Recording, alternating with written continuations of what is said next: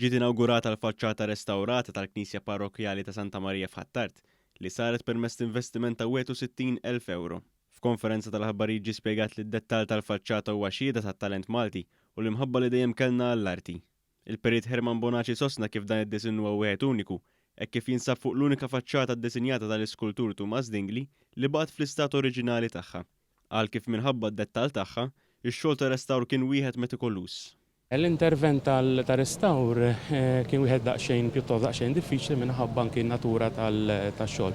Fatt kollox sar bl-idejn anki t-tindif għadna attenti li ma nagħmlux ħsara wkoll il-ġebla sar b'dak li ngħidulu impakki ġifieri trab tal-karta bl-ilma u użu ta' braxxis u għodot li huma fini u rqaq biex kemm jista' jkun ma nagħmlux ħsara anki l-paten oriġinali li kien hemm. Is-Segretarju Parlamentari għal Fondi Ewropej Stefan Zindlot-Soppardis qal li investimenti bħal dawn qed jassiguraw li wirtatna jiġi preservat għal ġenerazzjonijiet futuri.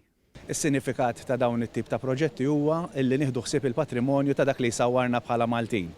Fil-fatt għaddejjem minn sensiela ta' proġetti flimkien mal-Kurja fejn qegħdin nagħmlu interventi ta' restawr sija fuq binijiet kif ukoll fuq artefatti oħrajn ekklesjastiċi permezz ta' fondi tal-Unjoni Ewropea illi qegħdin ninvestu fondi tal-Unjoni Ewropea direttament fil-qalba tal-komunitajiet iżda permezz tagħhom qegħdin naraw li s-sabiħ li ħallew missirijietna nibqgħu nippreservaw ħalli jgawduh ta' warajna wkoll.